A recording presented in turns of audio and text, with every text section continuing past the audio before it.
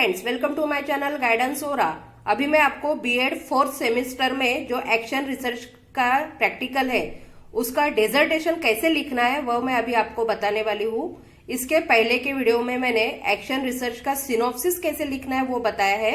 अभी हम उसी का डेजर्टेशन कैसे बनाना है ये मैं अभी आपको बताने वाली हूँ। इसमें देखिए, सबसे पहले आएगा टॉपिक का नाम जो मैं अभी पढ़कर बताने वाली हूँ।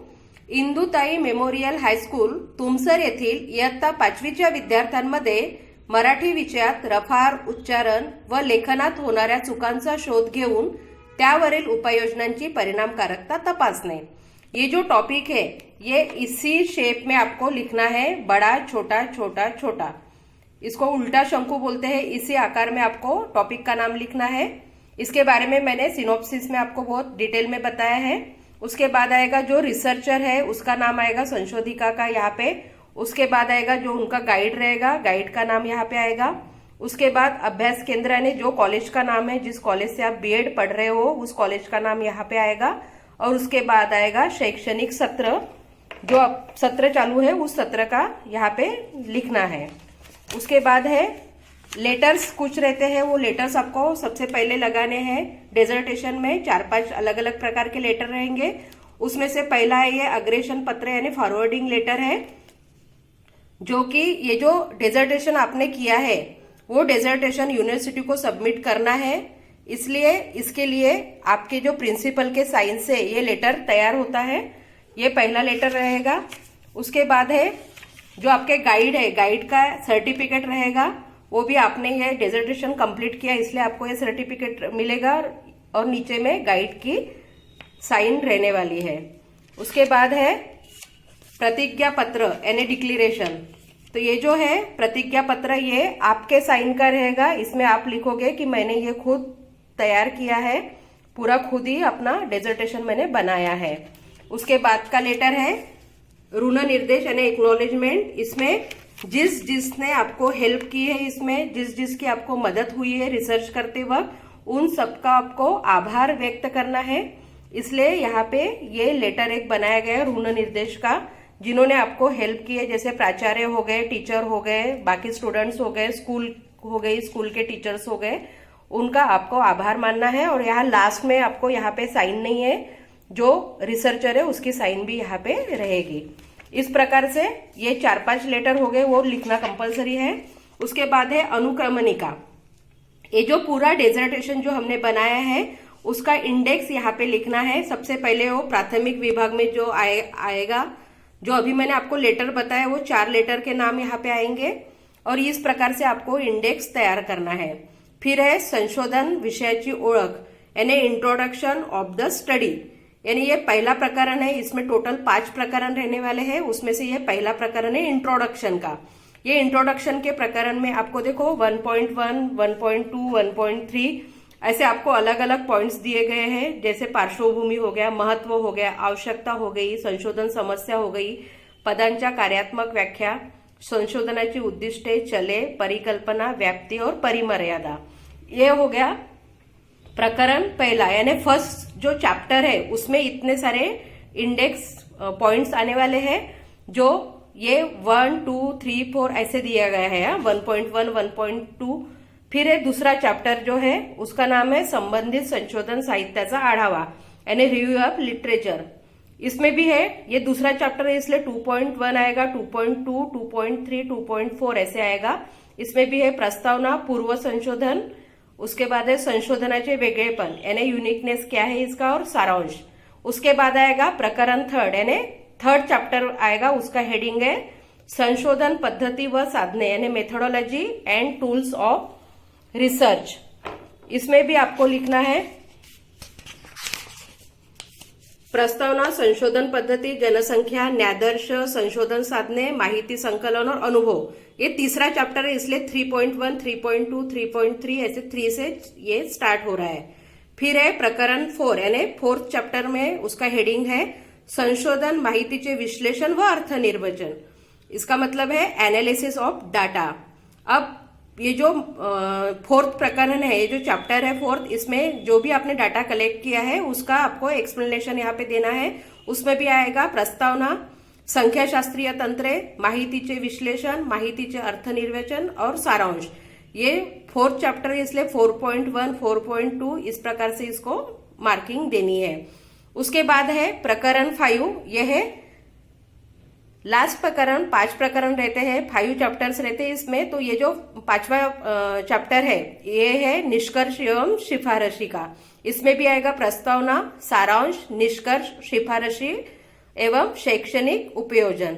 ये 5.1, 5.2, 5.3 इस प्रकार से इसको लिखना है। उसके बाद आखिरी आएगा संदर्भ ग्रंथ सूची, यानी इसमें आपने जो जो बुक्स रेफर किए उसके पूरे नाम से आएंगे। उसके बाद है परिशिष्ट, यानी आपने जो क्वेश्चनर बनाई है वो क्वेश्चनर आपको वहां पे लगानी है, परमिशन लेटर आपको लगाना है, और जो मार्किंग की जो लिस्ट है वो भी आपको इसमें लगानी है परिशिष्ट में। इस प्रकार से ये आपका कंप्लीट हो गया पूरा इंडेक्स। एक्शन रिसर्च के डेजर्टेशन में सबसे पहला चैप्टर है संशोधन विषय की ओळख, यानी उसका इंट्रोडक्शन। जो हम रिसर्च कर रहे हैं उसका हमें यहाँ पे इंट्रोडक्शन देना है। उसका इंडेक्स जो है वो है प्रस्तावना, पार्श्वभूमि है उसकी, संशोधनाचे महत्व, संशोधनाची आवश्यकता, संशोधन समस्या, पदांच्या कार्यात्मक व्याख्या, संशोधनाची उद्दिष्टे, चले, परिकल्पना, व्याप्ति व परिमर्यादा। तो इस प्रकार से ये जो इंडेक्स है इसी हिसाब से ये चैप्टर लिखा गया है। सबसे पहले आएगा इंट्रोडक्शन ऑफ द स्टडी की जो प्रस्तावना है कि ये हमने टॉपिक क्यों लिया है उसका इंट्रोडक्शन आपको देना है। उसके बाद आएगा संशोधनाचे महत्व, इम्पोर्टेंस ऑफ द स्टडी।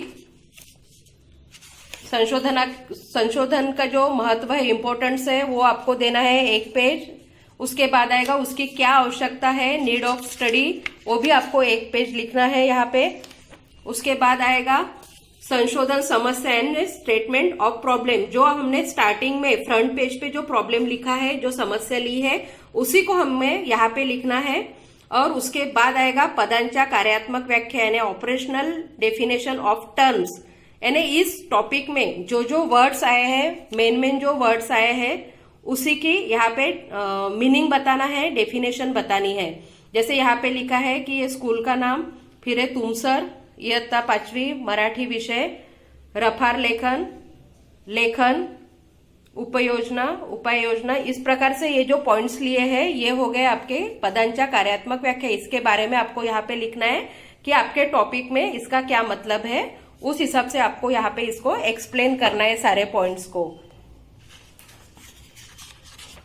उसके बाद आएगा संशोधनाची उद्दिष्टे, ऑब्जेक्टिव्स ऑफ स्टडी। ये सबसे जरूरी है कि हमें डेजर्टेशन जो हमने बनाया है उसके पहले हमने जो ऑब्जेक्टिव्स तय किए, ये 3 ऑब्जेक्टिव्स है। मैं पढ़कर बताती हूँ। इंदुताई मेमोरियल हायस्कूल तुमसर येथील इयत्ता 5वीच्या विद्यार्थ्यांमध्ये मराठी विषयात रफार उच्चारण व लेखनात होणाऱ्या चुकांचा शोध घेणे।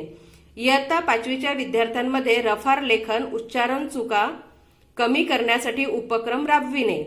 तिसरा है इयत्ता 5वीतील मराठी विषयात रफार लेखन, उच्चारणातील चुका कमी करण्यासाठी राबविलेल्या उपक्रमांची परिणामकारकता तपासणे। इस प्रकार से ये 3 ऑब्जेक्टिव लिए हैं और 3 ऑब्जेक्टिव के हिसाब से ही हमें ये रिसर्च करना है और यह ऑब्जेक्टिव जो है वो ध्यान में रखते हुए ही हमें कंक्लूजन तक जाना है।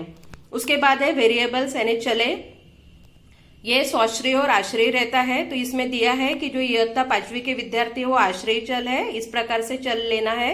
उसके बाद है हाइपोथेसिस यानी परिकल्पना। यहाँ पे 2 परिकल्पना लिखी गई है। पहली है इंदुताई मेमोरियल हायस्कूल तुमसर येथील इयत्ता 5वीतील विद्यार्थ्यांच्या मराठी विषयात रफार उच्चारण लेखनात होणाऱ्या चुका दूर करण्यासाठी विविध उपक्रम राबविल्यास दूर होण्यास मदत होईल। आनंददायी पद्धतीने विद्यार्थी रफार उच्चारण व लेखनाचा सराव करून चुका दूर करण्याचा प्रयत्न करतात। उसके बाद है संशोधनाची व्याप्ति यानी जो स्कोप है, क्या स्कोप है ये यहाँ पे लिखना है आपको, वो कहाँ तक व्यापक है। उसके बाद है परिमर्यादा यानी लिमिटेशंस, यानी इसकी लिमिटेशंस क्या है, कौन से क्लास तक के ही मर्यादित है, कौन से स्कूल तक के मर्यादित है, कौन से जिला तक के मर्यादित है और कौन से प्रॉब्लम तक के ही इसको मर्यादित रखा गया है। जैसे लास्ट पॉइंट लिखा है, हे संशोधन मराठी भाषेच्या रफार उच्चारण व लेखनाच्या चुका सुधारणा इतकेच मर्यादित आहे। इस प्रकार से इस रिसर्च की पहले लिमिटेशंस लिखनी बहुत जरूरी है, उसी हिसाब से ही हमारा ये रिसर्च आगे बढ़ने वाला है। इसके बाद है एक्शन रिसर्च के डेझर्टेशन का सेकंड चॅप्टर है पूर्व संशोधनाचा आढावा. इसमें भी इंडेक्स है. प्रस्तावना, पूर्व संशोधने, संबंधित साहित्याचा आढावा, संशोधनाचे वेगळेपण एवं सारांश. तो इस प्रकार से इंडेक्स के अनुसार ही इस चैप्टर को लिखना है. पूर्व संशोधनाचा आढावा यानी रिव्यू ऑफ लिटरेचर. इसमें पहले प्रस्तावना आएगी कि हमने अपने उद्दिष्टों को सफल करने के लिए किस किस प्रकार से बाकी लोगों के जो रिसर्च है उसको हमने देखा है. उसमें आएगा बाद में पूर्व संशोधन यानी प्री रिसर्चेस. तो जो भी रिसर्च हुए इसके पहले उसका भी हमें देखना है. पहले मैं एक बताती हूँ कि ये किसी और लड़की का रिसर्च है, उसकी समस्या आपको लिखनी है. वो समस्या आपके ही समस्या के जैसी होगी. फिर उस रिसर्च के जो उन्होंने उद्देश्य लिए हैं वो लिखना है. उसके क्या निष्कर्ष आए वो भी आपको लिखना है. इस प्रकार से ये दूसरी हो गई समस्या. इस प्रकार से इसमें अलग अलग व्यक्तियों की समस्या ली है. 5 से 10 समस्याएं उन्होंने ली है. जैसे ये 6 हो गए, 7 हो गए, 8 हो गए, 9 और ये 10. इसमें भी समस्या, फिर समस्या के कौन से उद्दिष्ट उन्होंने लिए थे, उद्दिष्ट होने के बाद में उस उद्दिष्टों के अनुसार कौन से निष्कर्ष निकले हैं वो लिखना है. उसके बाद संबंधित संशोधन साहित्याचा आढावा यानी रिव्यू ऑफ लिटरेचर. कौन कौन से लिटरेचरों का भी यूज आपने इसमें किया है वो लिखना है. जैसे ये कृति संशोधन द्वितीय वर्ष नवक्रम, ये बुक का इन्होंने रेफर किया है. कौन कौन से पेजेस रेफर किए उसके बारे में यहाँ पे दिया गया है. फिर दूसरी बुक उन्होंने रेफर की थी शैक्षणिक मूल्यमापन. फिर मराठी व्याकरणमाला. फिर है सुगम मराठी व्याकरणमाला. फिर है अरुण कनेर मराठी व्याकरण. इस प्रकार से अलग अलग लिटरेचर का उन्होंने रेफरेंस लिया था, इसलिए वो यहाँ पे लिखे गए हैं उनके नाम. उसके बाद है संशोधनाचे वेगळेपण यानी यूनिकनेस ऑफ द स्टडी यानी अलगपना क्या है, आपने ये संशोधन क्यों लिया है, उसमें क्या अलग है. ये बाकी लोगों ने जो संशोधन किए इसमें से अपना संशोधन जो है ये संशोधन अलग क्यों है उसके बारे में आपको लिखना है यहाँ पे. ये लिखने के बाद में आखिर में आएगा सारांश कि किस प्रकार से आपने ये सभी 10 पूर्व संशोधन आपने रेफर किए हैं, उसके अनुसार आप उसकी मदद से आप अपना ये पूरा संशोधन आगे बढ़ाने वाले हो, इसको कंप्लीट करने वाले हो. इस प्रकार से ये सेकेंड चैप्टर आपको कंप्लीट करना है. एक्शन रिसर्च के डेजर्टेशन का तीसरा चैप्टर है संशोधन पद्धति एवं साधने. इसमें आपको कौन कौन सी पद्धति और साधन आपने यूज किए उसके बारे में डिटेल में बताना है. ये इंडेक्स है प्रस्तावना, संशोधन पद्धति, जनसंख्या, न्यायादर्श, संशोधन साधने, माहिती संकलन. इस प्रकार से चैप्टर लिखना है. मेथोडोलॉजी ऑफ रिसर्च, इसमें सबसे पहले प्रस्तावना आएंगी कि हमने क्या किया है, किस प्रकार से हम ये कर रहे हैं उसका एक इंट्रोडक्शन देना है. उसके बाद है संशोधन पद्धति, मेथड ऑफ रिसर्च. यहाँ पे कौन कौन सी मेथड है, ऐतिहासिक, प्रायोगिक और सर्वेक्षण. तो आपने अपने रिसर्च में जो मेथड लिए उसके बारे में ही आपको यहाँ पे लिखना है. जैसे यहाँ पे लिया है प्रायोगिक संशोधन पद्धति, तो सिर्फ प्रायोगिक संशोधन पद्धति के ही बारे में यहाँ पे शॉर्ट में लिखा है. उसके बाद है जनसंख्या यानी पॉपुलेशन. पॉपुलेशन यानी क्या है, इयत्ता 5वीतील सभी स्टूडेंट्स यानी आपकी पॉपुलेशन होगी, जनसंख्या हो गई, वो लिखना है. फिर है न्यायादर्श यानी सैंपल. सैंपल भी आपने कितना लिया है वो भी आपको लिखना है यहाँ पे. जैसे कि यहाँ पे लिखा है कि कौन कौन सी न्यायादर्श की पद्धतियां है, उसमें से आपने जो है यहाँ पे लिखा है वरील न्यायादर्श पद्धतींपैकी प्रस्तुत संशोधन प्रासंगिक न्यायादर्श या पद्धतीचा वापर केला याला सहज प्राप्त नमूना निवड म्हणतात. इस पद्धति का उपयोग करके आपने न्यायादर्श सिलेक्ट किया है. जो आपका न्यायादर्श है वो आपके हो गए 20 विद्यार्थी आपने यहाँ पे लिए हैं. तो ये हो गया आपके सैंपल यानी इसके ऊपर ही आप स्टडी करने वाले हो जिनमें आपको प्रॉब्लम्स दिखाई दिए हैं मराठी के. तो ऐसे आपने 20 स्टूडेंट्स को सिलेक्ट किया है. ये जो 20 स्टूडेंट है ये आपका सैंपल हो गया. इन्हीं के इन लोगों के ऊपर ही आप रिसर्च करने वाले हो. उसके बाद है संशोधन साधने. इसी को कहा जाता है टूल्स ऑफ रिसर्च यानी कौन कौन से साधन है. साधनों के बहुत सारे यहाँ पे प्रकार दिए गए हैं, लेकिन हमने यहाँ पे कौन से साधन यूज किए हैं वो हमें देखना है. जैसे कि प्रश्नावली ली गई है, तो प्रश्नावली कौन सी है, पूर्व चाशनी और अंतिम चाशनी यहाँ पे तैयार की गई है. तो पूर्व चाशनी के बारे में जो भी क्वेश्चंस है वो यहाँ पे पूरे आपको लिखने हैं, क्योंकि ये जो है आपकी क्वेश्चनर हो गई है, आपका ये साधन हो गया है माहिती संकलन का, इसलिए आपको उसके बारे में लिखना है। उसके बाद आपने कौन कौन से उपक्रम लिए हैं वो भी आपको लिखना है कि जो आप डाटा कलेक्ट करने वाले हो वो आप डाटा कौन कौन से उपक्रमों के द्वारा कलेक्ट करने वाले हो। जैसे यहाँ पे लिखा है, पहला है पत्र लेखन, और यहाँ पे फोटोग्राफ्स भी लगाए हैं क्योंकि यहाँ पे टीचर ने, जो स्टूडेंट है जो ये एक्शन रिसर्च कर रहा है, उसने खुद ये एक्टिविटी ली है स्कूल में जाकर, इसलिए यहाँ पे उसके फोटोग्राफ्स भी आएंगे। जो जो एक्टिविटी उन्होंने ली है उन सारे एक्टिविटीज के यहाँ पे फोटोग्राफ्स आएंगे। जैसे निबंध लेखन हो गया, उसके बाद शुद्ध लेखन हो गया, उसके बाद शब्द पट्ट्या व वाक्य पट्ट्या तयार करून वाचन घेणे, ये भी हो गया। उसके बाद मूळाक्षरातील उच्चारण, यहाँ मूळाक्षर दिए गए हैं। उसके बाद है प्रकट वाचन, वाचन अनुकरण, इस प्रकार से यहाँ पे फोटोग्राफ्स भी लगाए गए हैं। उसके बाद है अवांतर वाचनातून उच्चारणाचा सराव, इस प्रकार से अलग अलग उपक्रम लिए गए हैं। उपक्रमों के बाद अनुभव आएगा कि किस प्रकार से आपने ये अलग अलग उपक्रम लिए तो आपको क्या एक्सपीरियंस आया, अपने अनुभव यहाँ पे एक पैराग्राफ में आपको लिखना है। तो इस प्रकार से ये जो थर्ड चैप्टर है इसको आपको कंप्लीट करना है। एक्शन रिसर्च के डिसर्टेशन का ये जो फोर्थ चैप्टर है सबसे महत्वपूर्ण है, उसका नाम है संशोधन पद्धतीचे विश्लेषण व अर्थ निर्वचन। ये सबसे जरूरी है। इसका इंडेक्स है प्रस्तावना, संख्याशास्त्रीय तंत्रे, माहितीचे विश्लेषण, माहितीचे अर्थ निर्वचन एवं सारांश। तो इस प्रकार से इंडेक्स दिया गया है, इंडेक्स के द्वारा ही इसको लिखना है। माहितीचे संकलन, विश्लेषण एवं अर्थ निर्वचन, एनालिसिस ऑफ डाटा, जो आपने डाटा कलेक्ट किया है उसको आपको यहाँ पे एक्सप्लेनेशन देना है, एनालिसिस करना है।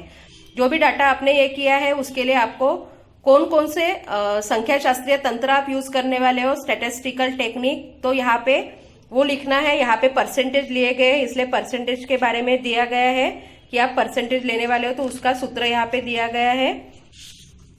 उसके बाद आपको लिखना है कि ऑब्जेक्टिव वाइज डाटा एनालिसिस, ये जो आप एनालिसिस करने वाले हो उसको आपको ऑब्जेक्टिव वाइज करना है। जैसे सबसे पहले यहाँ पे लिखा नहीं है लेकिन आपको यहाँ पे लिखना है उद्दिष्ट क्रमांक 1 नुसार विश्लेषण यानी एनालिसिस ऑफ ऑब्जेक्टिव फर्स्ट।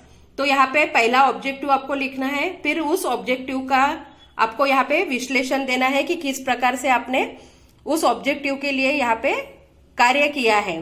तो उसमें आएगा ये पहली जो सारणी है, पहला जो ये चार्ट है, पूर्व चाचणीतील गुण व शेकडेवारी दर्शवणारी सारणी यानी प्री टेस्ट जो आपने दी है उसका प्री टेस्ट का चार्ट है। यहाँ पे बच्चों को मिले हुए गुण है कि कितने गुण मिले हैं, 10, 13, 12, 10, इस प्रकार से ये चार्ट आपको यहाँ पे लगाना है। ये पहले ऑब्जेक्टिव का हो गया है, इस प्रकार से ये चार्ट आपको लिखना है। उसके बाद इस चार्ट का ही आपको ग्राफ बनाना है। जैसे प्री टेस्ट ग्राफ हो गया है कि प्राप्त गुणांची टक्केवारी व विद्यार्थी संख्या, तो इस प्रकार से कलरफुल ग्राफ आपको बनाना है। तो इसमें से हमें समझ में आ जाएगा कि ये जो पहला उद्दिष्ट हमने लिया है उसके ऊपर से कैसे विश्लेषण हमने किया है। उसके बाद उसका विश्लेषण एवं अर्थ निर्वचन यानी एक्सप्लेनेशन करना है कि हमें क्या आंसर मिला है। देखो जैसे यहाँ पे लिखा है, वरील आलेखावरून असे निदर्शनात येते की पूर्व चाचणी प्राप्त झालेल्या गुणांमध्ये 50% जास्तीत जास्त विद्यार्थ्यांची संख्या 10 इतकी आढळून आली। यात सुधारणा करण्यासाठी उपचारात्मक उपक्रम घेण्यात आले। अब इसको सही करने के लिए, उनके प्रॉब्लम सॉल्व करने के लिए हम सेकेंड जो हमारा उद्देश्य है उपक्रमों का वो हम करने वाले हैं। इसका निष्कर्ष हमारा निकला है कि 50% बच्चों में ये प्रॉब्लम्स दिखाई दे रही है। अब इसी के ऊपर से हम दूसरा अभी लेंगे, दूसरा उद्दिष्ट क्रमांक 2 नुसार विश्लेषण एनालिसिस ऑफ ऑब्जेक्टिव 2। जैसे पहला किया है सेम उसका दूसरे इसका भी करना है। यहाँ पे हमने उपक्रम लिए हैं दूसरे उद्दिष्ट में। उपक्रम लेने के बाद में उनको टेस्ट दी है, तो टेस्ट में कौन से कितने मार्क्स मिले हैं वो लिखना है यहाँ पे उसका चार्ट, जिसे कहते हैं पोस्ट टेस्ट चार्ट, अंतिम चाचणीतील गुण व शेकडेवारी दर्शवणारी सारणी। तो यहाँ पे देखिए आपको ये गुण जो है बढ़े हुए दिख रहे हैं, 12, 14, 14, 13 यानी पहले चार्ट के मुकाबले यहाँ पे आपको गुण बढ़े हुए दिख रहे हैं। ये हो गए सेकेंड उद्दिष्ट का चार्ट जिसमें आपने उपक्रम लिए हैं और उपक्रम लेने के बाद में पोस्ट टेस्ट ली है। और उसका ही आप यहाँ पे ग्राफ बना रहे हैं पोस्ट टेस्ट का। यहाँ पे ग्राफ भी आपको बढ़ा हुआ दिख रहा है और उसका फिर आपको एक्सप्लेनेशन करना है और एक्सप्लेनेशन करने के बाद आपको उसका निष्कर्ष निकालना है की किस प्रकार से 78 विद्यार्थियों में देखो विविध उपक्रमांची धनमात्रा दिल्यानंतर रफार लेखन व उच्चारणामध्ये सकारात्मक बदल 78 विद्यार्थ्यांमध्ये झालेला आढळून आल्याने पॉजिटिव चेंजेस हमें इसके उपक्रम के द्वारा हमें पता चले हैं, पॉजिटिव चेंजेस दिखाई दिए। उसके बाद आएगा थर्ड उद्दिष्ट यानी थर्ड ऑब्जेक्टिव जो हमने लिए हैं 3 ऑब्जेक्टिव। उस तीसरे ऑब्जेक्टिव के लिए हमने क्या किया है, तो यहाँ पे तीसरा ऑब्जेक्टिव है कि क्या फर्क दिखाई दिया है, इसलिए हमने यहाँ पे प्री और पोस्ट टेस्ट का जो चार्ट है वो यहाँ पे दिया है। इसमें हमें डिफरेंस दिखाई दे रहा है, जैसे पहले 10 मिले थे, फिर 12 हो गए, फिर 13, तो यहाँ 14। इस प्रकार से आपको यहाँ पे ये जो डिफरेंस दिखाई दे रहा है, ये सेकेंड इसमें आपको डिफरेंस दिखाई दे रहा है कि यानी प्री और पोस्ट टेस्ट में क्या डिफरेंस है, उसका ही हमें ग्राफ यहाँ पे दिखाना है। प्री और पोस्ट टेस्ट के बाद क्या ग्राफ है ये आपको यहाँ पे कलरफुल इसमें दिखाना है। इसमें आपको पता चलेगा कि पोस्ट टेस्ट के बाद में आपको सक्सेस मिली हुई है और पॉजिटिव आपको जो आंसर है वो आपको मिला है और बच्चों में सुधार दिखाई दे रहा है। उसका विश्लेषण और अर्थनिर्वेचन करना है और निष्कर्ष निकालना है की प्रस्तुत संशोधनामध्ये उपयोगात आणलेल्या साधनांचा विद्यार्थ्यांच्या संपादन क्षमतेवर सकारात्मक परिणाम झाल्याचे दिसून येते, यानी पॉजिटिव हमें चेंजेस दिखाई दे रहे हैं। तो इस प्रकार से ये लिखना है। उसके बाद सारांश आएगा कि किस प्रकार से आपने इस चैप्टर में आपने ये कंप्लीट किया है वो आपको लिखना है। इस प्रकार से आपको ये चौथा चैप्टर कंप्लीट करना है। एक्शन रिसर्च के डिसर्टेशन का लास्ट चैप्टर है निष्कर्ष एवं सिफारशी। इसके इंडेक्स है प्रस्तावना, सारांश, निष्कर्ष, सिफारशी एवं शैक्षणिक उपयोजन। इसमें जो है सारांश, निष्कर्ष एवं सिफारिशी यानी समरी, कंक्लूजन एंड रिकमेंडेशन। उसकी प्रस्तावना सबसे पहले आपको लिखनी है 1 पेज। उसके बाद है सारांश कि जो आपने उद्देश्य लिए हैं, उद्दिष्ट लिए हैं, उसके बारे में आपको लिखना है, क्योंकि ये लास्ट चैप्टर है तो उद्दिष्टों के अनुसार आपको क्या कंक्लूजन मिला है वो भी आपको लिखना है। पहले आपने संशोधन किस प्रकार से किया है वो बताना है, आपको पूरे उद्देश्य लिखने हैं। उसके बाद आएगा निष्कर्ष, जो उद्दिष्ट आपने लिए उसके अनुसार आपको क्या मिला है, क्या निष्कर्ष निकले हैं, कंक्लूजन क्या निकला है उसके बारे में लिखना है। जैसे यहाँ पे लिखा है पहला उद्दिष्ट क्रमांक उद्दिष्ट लिखा है और उसका कंक्लूजन लिखा है। जैसे मैं अभी पढ़कर बताती हूँ पहले उद्दिष्ट का। उद्दिष्ट क्रमांक 1, विद्यार्थ्यांमध्ये मराठी विषयात रफार, उच्चारण व लेखनात होणाऱ्या चुकांचा शोध घेणे, यह हो गया उद्दिष्ट पहला। उसका निष्कर्ष हमें इस रिसर्च में क्या मिला है वो लिखना है। विद्यार्थ्यांमध्ये मराठी विषयात लेखन, रफार, उच्चारणात चुकांचा शोध घेण्यासाठी पूर्व चाचणी घेण्यात आली। पूर्व चाचणीच्या निकालावरून असे निदर्शनास आले की 50% विद्यार्थ्यांमध्ये रफार, उच्चारण व लेखनात असंख्य चुका निदर्शनात आल्या। उसके बाद है उद्दिष्ट क्रमांक 2, वो भी उद्दिष्ट आपको यहाँ पे लिखना है और उद्दिष्ट का क्या निष्कर्ष निकला है वो भी आपको लिखना है की विविध उपक्रमांमध्ये विद्यार्थ्यांनी सक्रिय सहभाग दर्शविला, या उपक्रमांमुळे विद्यार्थ्यांमध्ये सकारात्मक परिणाम दिसून आला। तो इस प्रकार से ये दूसरा उद्दिष्ट हो गया, उसका निष्कर्ष हो गया। फिर है उद्दिष्ट क्रमांक 3 और उसका निष्कर्ष भी आपको यहाँ पे लिखना है कि किस प्रकार से आपको, जैसे यहाँ पे लिखा है कि जो विविध उपक्रम लिए उसमें से विद्यार्थ्यांमध्ये रफार लेखन और उच्चारण दोष दूर होऊन निर्दोषपणे लेखन करू लागले असे निदर्शनात आले, यानी उनमें बच्चों में जो रफार लेखन का जो प्रॉब्लम दिखाई दिया था वो यहाँ पे सॉल्व हो गया है। ये हमारे कंक्लूजन निकले हैं उद्दिष्टों के आधार पर। उसके बाद है सिफारिशी यानी रिकमेंडेशन, यानी हमें सूचना देनी है। पहले तो मुख्याध्यापक को सूचना देनी है कि आगे में हम क्या कर सकते हो, इसका स्कूल में कैसे उपयोग कर सकते हैं, ये सजेशंस हमें यहाँ पे देना है। पहले मुख्याध्यापक को है, फिर शिक्षक के लिए भी हमें सजेशन देने हैं कि शिक्षक किस प्रकार से शुद्ध लेखन सुधार सकते हैं बच्चों के। उसके बाद है विद्यार्थियों के लिए भी सूचना है, फिर पेरेंट्स लोगों के लिए भी सूचना है। उसके बाद है शैक्षणिक उपयोजन, यानी इसका एजुकेशनल एप्लीकेशन क्या है, यानी इसका क्या उपयोग है, शैक्षणिक उपयोग क्या है, वो भी आपको 1 पेज लिखना है। इस प्रकार से आपको ये चैप्टर कंप्लीट करना है। इसके बाद आपको आखिरी लगाना है संदर्भ ग्रंथ सूची एवं परिशिष्ट, यानी इस रिसर्च में आपने जो जो बुक्स रेफर किए हैं उसके आपको यहाँ पे नाम लिखने हैं। लेकिन ये भी सीक्वेंस आपको, अगर आपने मराठी, हिंदी और इंग्लिश ऐसे तीनों लैंग्वेज की बुक्स रेफर की है तो सबसे पहले मराठी के बुक्स का नाम आएगा, उसके बाद हिंदी के बुक्स का नाम आएगा और उसके बाद इंग्लिश के बुक्स का नाम आपको लिखना है। और लिखना भी इसी प्रकार से आपको, सबसे पहले आपको ऑथर का नाम यहाँ पे लिखना है, उसके बाद ईयर लिखना है, उसके बाद बुक का नाम लिखना है और उसके बाद ही प्रकाशन लिखना है।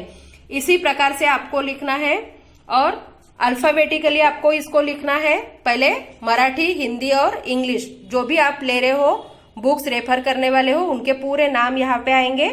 और जो भी आप नेट पे भी सर्च करने वाले हो तो उसकी भी वेबसाइट आपको यहाँ पे नीचे में लिखनी है। उसके बाद आएगा परिशिष्ट। इस परिशिष्ट में भी आपको सीक्वेंस सबसे पहले लिखना है परमिशन लेटर, जो आपने रिसर्च के लिए परमिशन निकाली होंगी उसका लेटर आपको पहले लगाना है। जैसे ये परमिशन जो स्कूल में आपको लेना है, तो स्कूल से आपने परमिशन ली है तो उसका ये परमिशन लेटर आपको पहले लगाना है। उसके बाद आपने जो क्वेश्चनएयर ली है वो क्वेश्चनएयर लगानी है। सीक्वेंस आपको ऐसे ही रखना है, क्वेश्चनएयर पहले परमिशन लेटर, क्योंकि जो जो एक्टिविटी आपने की है उसी हिसाब से आपको लिखना है। फिर आपको लिखनी है पूर्व चाचनी प्रश्नावली, वो पूरी प्रश्नावली का कागज आपको यहाँ पे लगाना है, पूरी प्रश्नावली। फिर इसके बाद में जो आपने उत्तर चाचनी ली है वो भी आपको यहाँ पे लगानी है।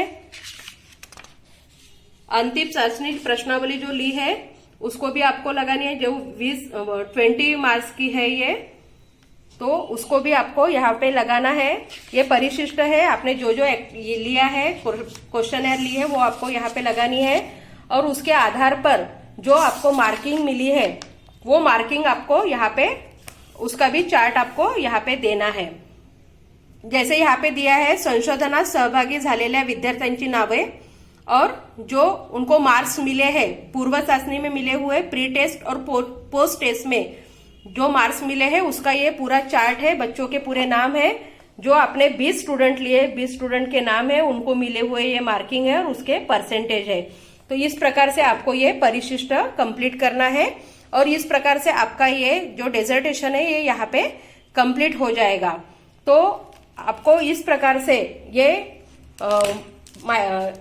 कृति संशोधन का जो अहवाल है उसको आपको कंप्लीट करना है। यदि आपको ये मेरा वीडियो पसंद आया या ऐसे और वीडियो देखने हैं तो आपको सबसे पहले इसको सब्सक्राइब करना पड़ेगा। यदि आप सब्सक्राइब करोगे तो आपको मेरे आगे के भी वीडियो देखने के लिए मिलेंगे, इसलिए सबसे पहले आपको मेरे इस चैनल को सब्सक्राइब करना है ताकि आप पूरे वीडियोस मेरे देख सके। Thank you.